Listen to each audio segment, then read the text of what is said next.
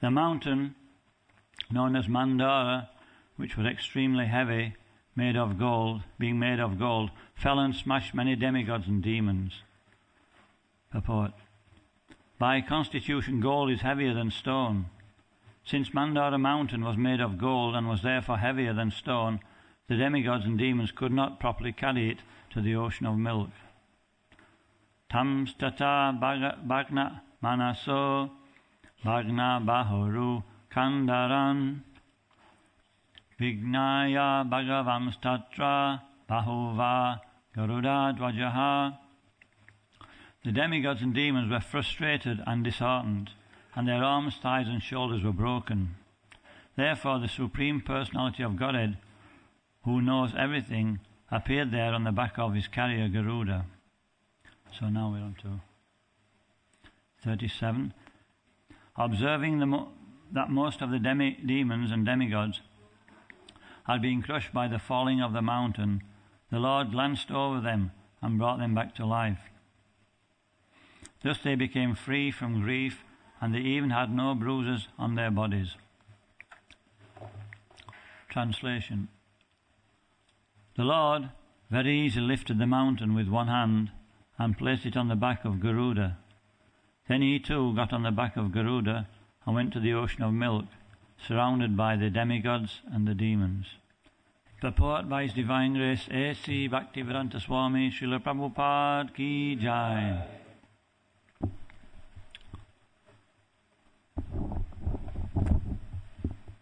Here is proof of the omnipotence of the Supreme Personality of Godhead, who is above everyone. There are two classes of living entities, the demons and the demigods, and the Supreme Personality of Godhead is above them both.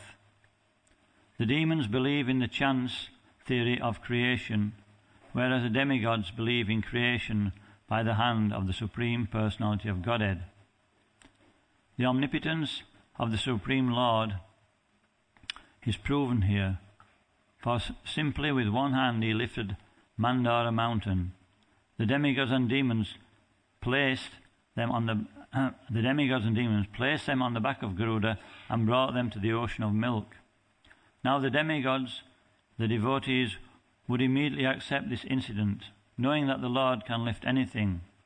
However it may be, but although demons were also carried along with the demigods, demons, upon hearing of this incident, would say that it is mythological. But if God is all-powerful, why would it be difficult for him to lift the mountain?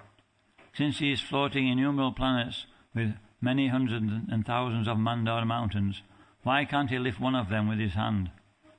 This is not mythology, but the difference between the believers and the faithless is that the devotees accept the incidents mentioned in the Vedic literatures to be true, whereas the demons simply argue and label all these historical incidents mythology.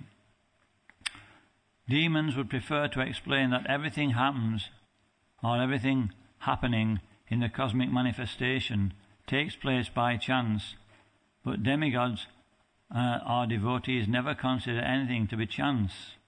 Rather, they know that everything is an arrangement of the Supreme Personality of Godhead.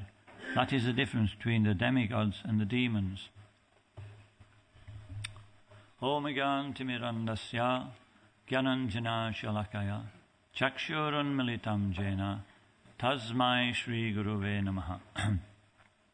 Sri Chaitanya Manobishtam Stapitam Yena Bhutale Swayam Rupa Kadamayam Dadati Sva Vedantikam Vandeham Shri Guru Shri Yuta Padakamalam Shri Gurun Vaishnavam Scha Shri Rupam Sagrajatam Sahagana Raghunatham Vitam Tam Sajivam Sadvaitam Savadutam Parijana Sahitam Krishna Chaitanya Devam Shri Radha Krishna Padan Sahagana Lalita Shri Vishakan Vitam Scha.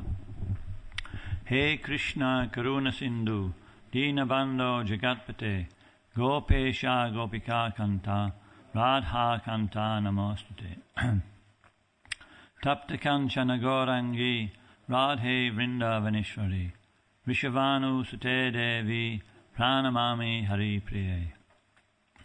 Vanchakalpatarubhyascha Kripa Sindhu Bhayevacha Patitanam Pavanebhyo Vaishnavebhyo Namo Namaha.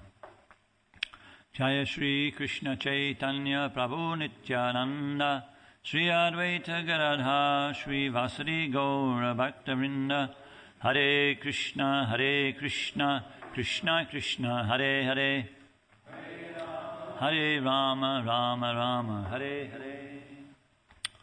Hare. So there's a section of the Bhagavad Gita where Lord Krishna is saying Sarvasya Chaham Ridhisanivishto Matak Spritir Opahanam Cha Vedista Sarvaham Eva Vidyo Vedanta Krid Vedavit Eva Chaham, that he's the more or less controlling everything. And then it goes on in the next verses. He's the source of remembrance, forgetfulness, what else? And knowledge. Nothing exists without the Supreme Personality of Godhead. And that's actually the difference between a demon and the demigods. The demigods, the more we appreciate that actually there's nothing besides Krishna, then the more we're a devotee, and the more we can't appreciate how things are related to Krishna, the more we become materialistic. We have materialistic vision, and materialistic vision means we tend to misuse that energy of the Lord, and we become demoniac by nature. And so the following 3 verses are called the Tri Shloki Shastra, and it's explaining about the first 3 verses are actually called by Vishwanath Chakravarti Thakur that they're Sambandha Gyan, knowledge about the Supreme Personality of Godhead. So they're explaining about the fallible, as it says here, and the infallible. So there's only one real infallible. Everybody else is fallible, and that's Krishna. But when we take shelter of Krishna, we become infallible. This is the difference. And so there are the Nitya Siddha devotees who are always taking shelter of Krishna, and then there are Nitya Baddha living entities who are always failing to do that. And so always they're defeated. As we see in this pastime, eventually the demigods will be defeated. So this is the key to success in devotional life, is to understand that we're fallible. But the tendency is, even in the material world, everybody thinks they're infallible. Everybody comes to power for some time, and they don't seem to realize that here today, gone tomorrow. Few short years to live. Usually they're in the later age when they get to power, and they're on the decline. But somehow or other, the material energy makes them think that I'm going to carry on. This says Stalin. Nobody really knew what he did until after the war. They started to build in Moscow, just like they built for Lenin, a tomb. And then when it came out, what Stalin was like, they didn't build it anymore. Because he was just a rascal. He was so much on the infallible side, actually, that he got some disease, and then they took him to the physicians to operate, but he was so, what's the word? When we're so frightened, we're so paranoid. He was so paranoid that he wouldn't take the anaesthetic, and they operated on him while he was completely conscious. But this is the determination of a demon, that we can go through all that. And this is what people do in this world. They fight the material energy so much, but eventually the material energy becomes too powerful. And that's happened to all the great leaders in the past. There's Napoleon, who else is there? Hitler, Stalin, and there'll be... Mussolini, he wasn't so big, was he? He was like hanging on the shirt tails of the Nazis.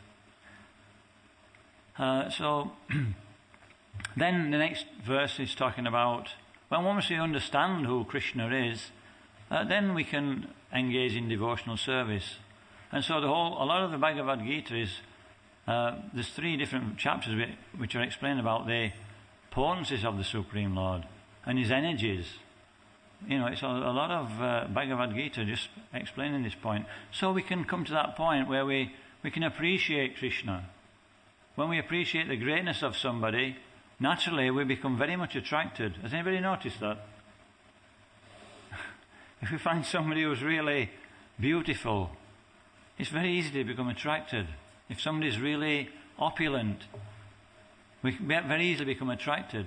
Somebody who's very famous, I'm sure if somebody who's very famous, maybe not everybody, but a lot of people would be, if he walked in the temple now, they'd be thinking, maybe I should go and see him before.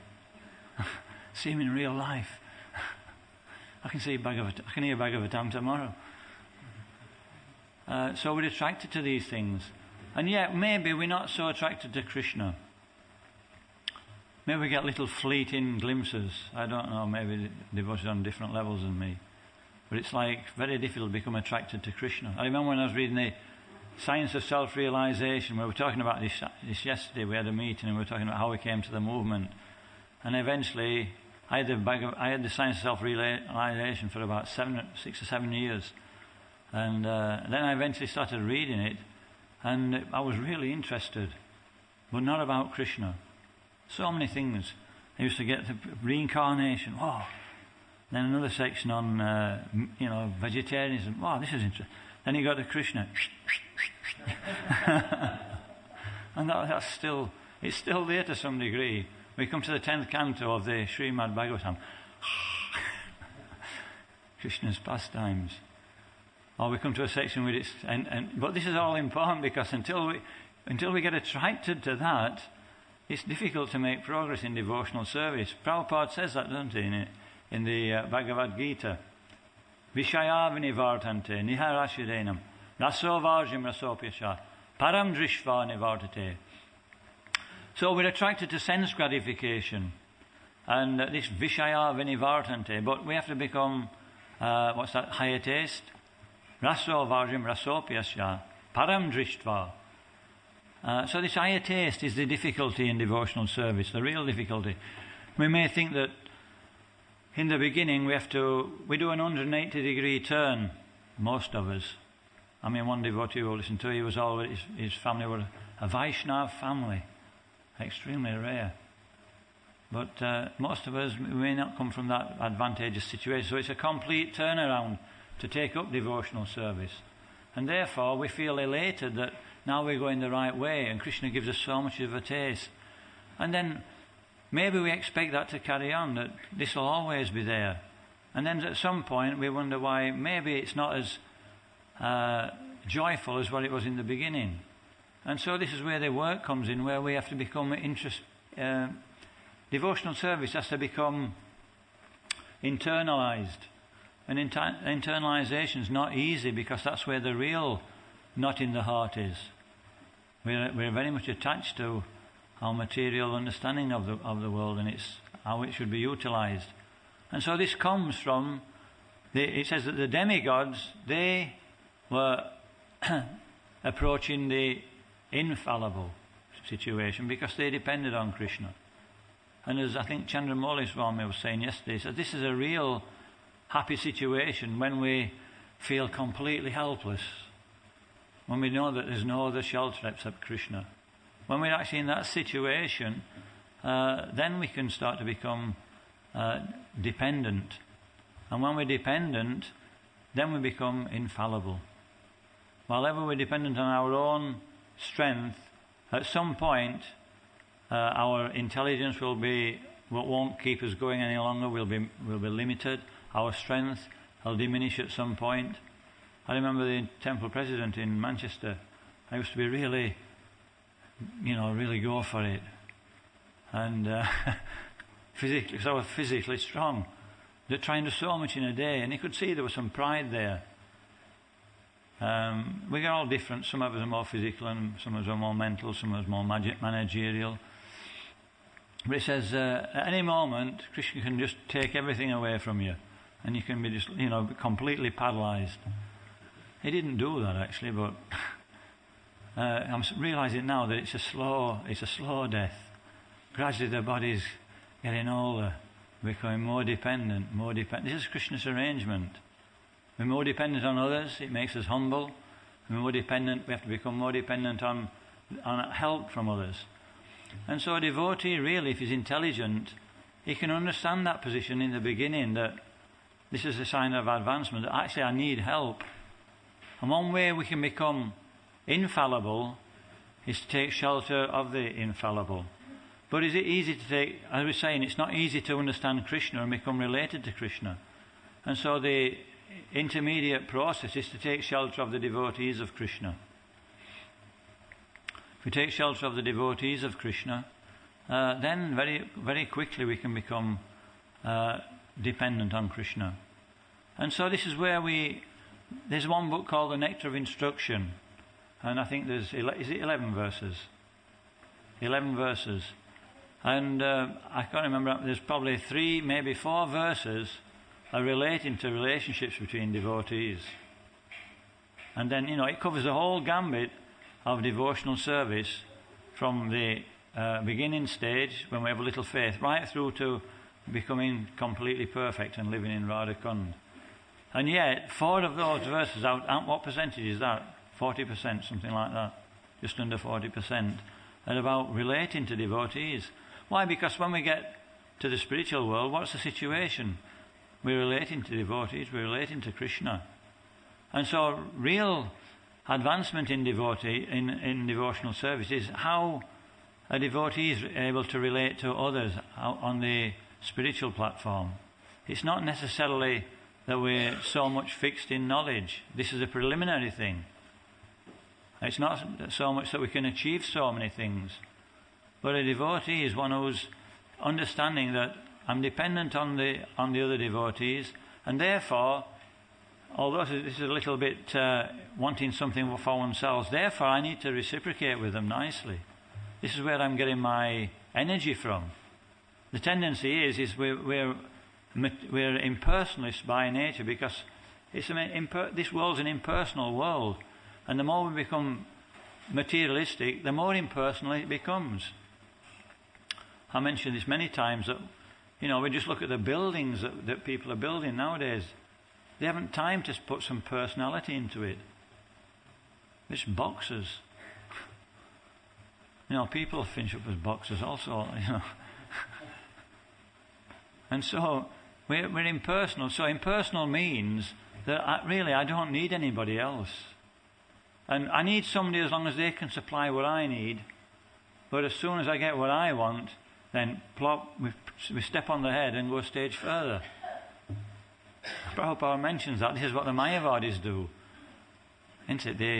They usually they Panchopasanam. They worship the 5 deities, brother Shiva, Ganesh, Durga, Vishnu, and Brahma, because they're powerful living entities. But then when they come up to that platform, then they just shove them aside and carry on. And so we can think, a devotee is really mindful of that. If he wants to remain healthy in devotional service, that I'm dependent on the devotees around me. Prabhupada gives the example of a stick, doesn't he? Very easily one stick's broken. But in the association of other devotees, we're very, very strong. And we don't know which devotee is going to actually be the one who's maybe get us out of a difficult situation. The ones that we see when we're doing well and don't really give credence to, that's most likely the one that will help us in a difficult situation. Krishna knows every little bit of attachment which is in the heart. And guaranteed, whatever we're attached to, we'll find difficulty with that attachment. Krishna will focus on that. If we're attached to his body in any way, shape or form, we'll see the body start to give us problems. If we're attached to the mind in any way, shape or form, our intelligence, we'll find in some difficult moment it lets us down. But as Chandramauli Maharaj was saying, this is actually a very, very advantageous situation. It's very positive. Because what he's not after trying to make some progress externally in devotional service, he's trying to purify himself. He's trying to see what needs to be done. There's no time to look anywhere else. So this is the focus of the demigods. The demigods are now completely convinced that they need the shelter of the Supreme Personality of Godhead. And now the demons, they're showing this demoniac tendency. I need some help for the time being. And as soon as I don't need it, then I can do what I want. And that's what they will do. They will try to befriend the demigods. They need association. They realize I can't do it on... They befriend the demigods, and then at the right moment, they'll turn their back on the demigods. I had a point to make there, actually, but I forgot what it was. Mahatmanas mampatha dayavim prakriti ashrita bhajanti anya manaso. What's that? Avyayam. This is the... How do we become a demigod? A devotee is a demigod by nature. How do we become a... It says that they're always... Mahatma, a great soul, is one who's always dependent on Krishna in every aspect of his devotional service. And why would he become... What does Prabhupada say is a pure devotee? What was the lowest definition he gave? He gave many definitions. Is what? Well, that's a really elevated...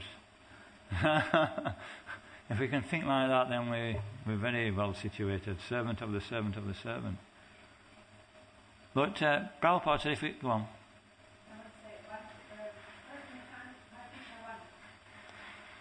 One who chants Hare Krishna once. Yeah, I mean, he does mention that in the Chaitanya Chaitamrita, that he's a devotee. And then he does mention that one who's chanting is able to attract one who's very association makes other devotees want to chant. That's a Havanine understanding. But he said it's quite simple.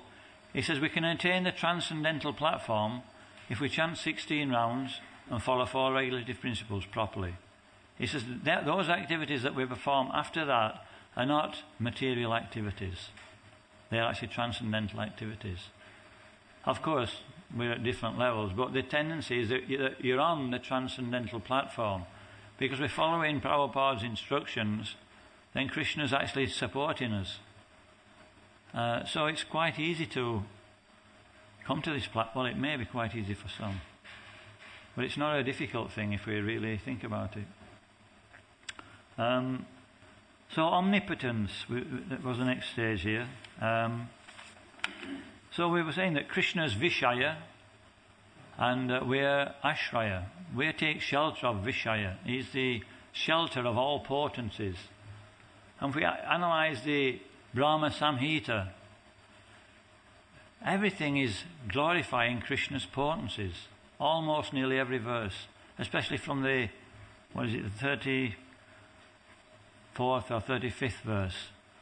I'll just read some of the potencies that are being explained.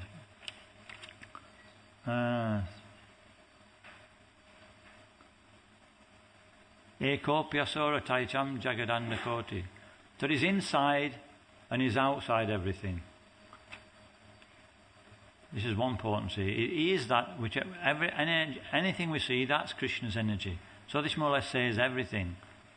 And then whatever qualities a person has, Krishna gives those qualities. Whatever spiritual advancement and position in devotional service, Shanta, Dasya, Sakya, Vatsalya, Madhurya Ras, Krishna gives that position. Lord Brahma is he says that he's just like alive as the one breathing of the Mahavishnu. That's his significance.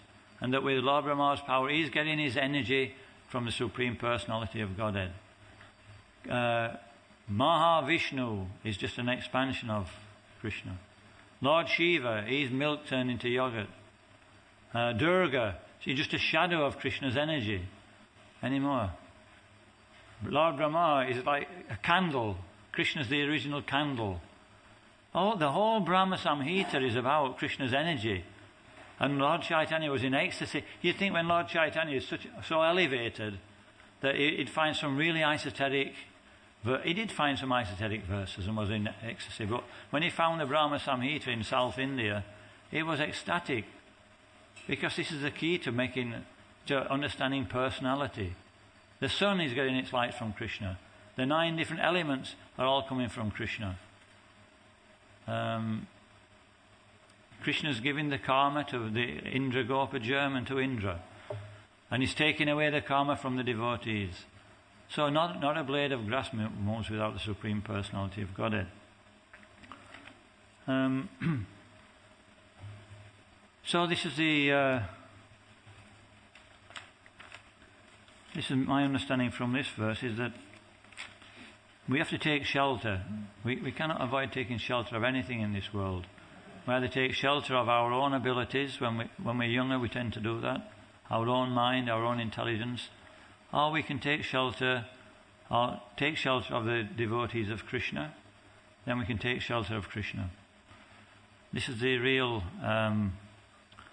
sign of progress in devotional service. Because then Krishna is also, when we take shelter of the devotees, we take shelter of Krishna, then we become empowered. But then what's the problem? We become empowered. Then we think we're the one who's empowering. We're working under our own steam.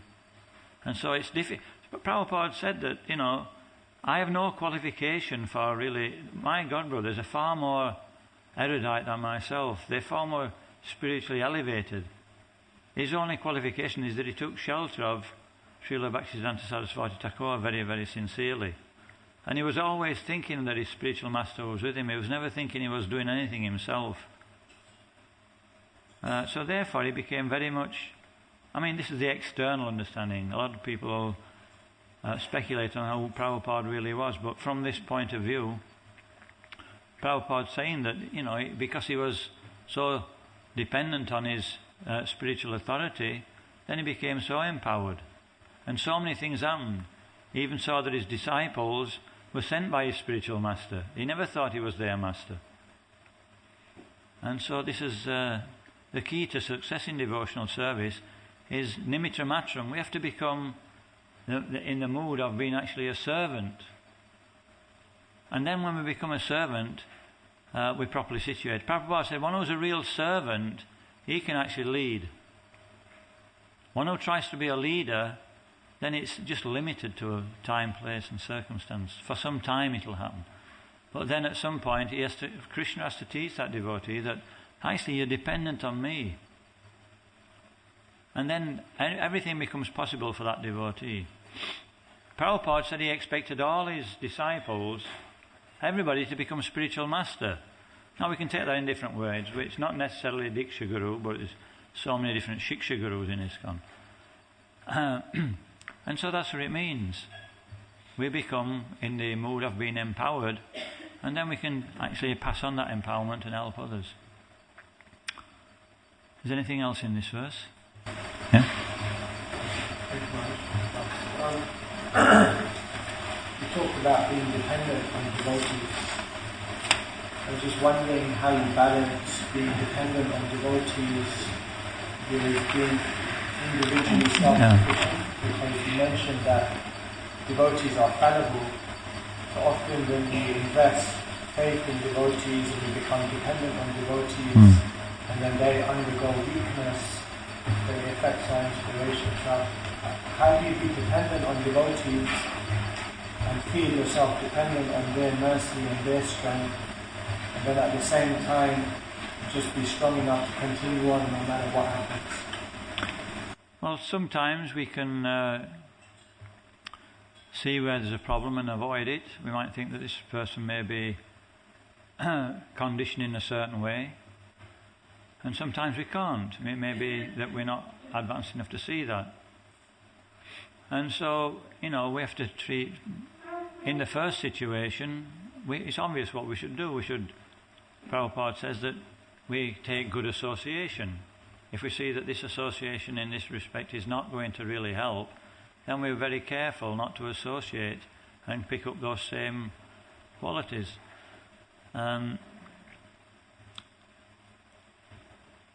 And so, but on the second point, where we're not sure, then we take the humble role.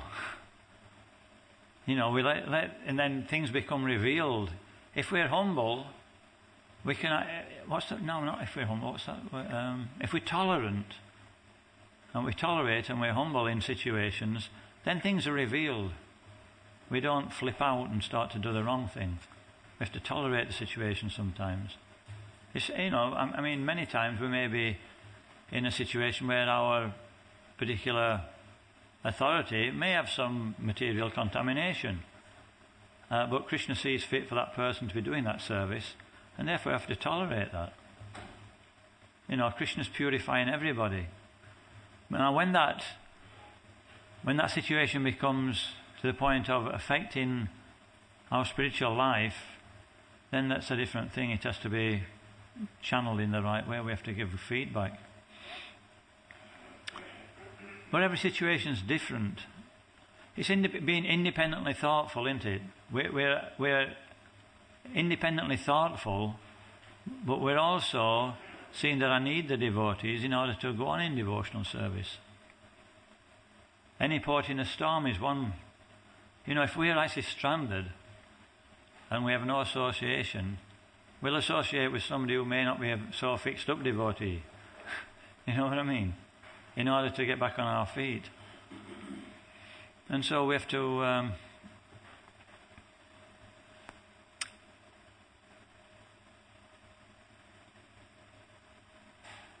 one devotee said we should see with one bad eye and one good eye as well. We have to know what to associate with.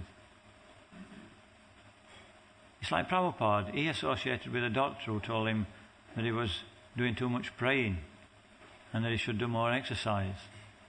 And he took the positive side of that, even though he'd had a few. Prabhupada said, what he's saying is actually true. So a devotee has to be like a swan. He has to get the nectar out of each situation. I think that's the best way to put it. And avoid taking the poison. Because, when we're together, we've all got some material attachments and things we're not so proud about. But does it mean that, we don't associate in order to push on the movement? We have to see that and appreciate that, but, use what's useful in devotional service, be positive. I don't know whether that helps or not. You said that when we say we have to be dependent on devotees, what that means is rather than an individual devotee, just the concept that I always need to be around devotees, whoever it may be. Yeah, I think it's appreciation. The point I was trying to make is that if we want to be infallible, then we have to have the positive association and the well wishes of devotees. And the way to do that is that we appreciate devotees. We are appreciative of the association of devotees. And the way to become appreciative of the association of devotees, even if we're not, is to follow the principles of Vaishnava etiquette. Because then by following the proper principle, even though we may think, not much about this particular person, the Vaishnava etiquette is to deal in a respectful way. And therefore then we may see something different in that person. We may see a lot more. Krishna may reveal. If that's how we want to see him, Krishna may carries on let us see that way. We see people, as we treat other devotees properly, there's so many things that's revealed to us about that devotee, which we couldn't understand before because we're too proud. We think we know it all. Anyway, that's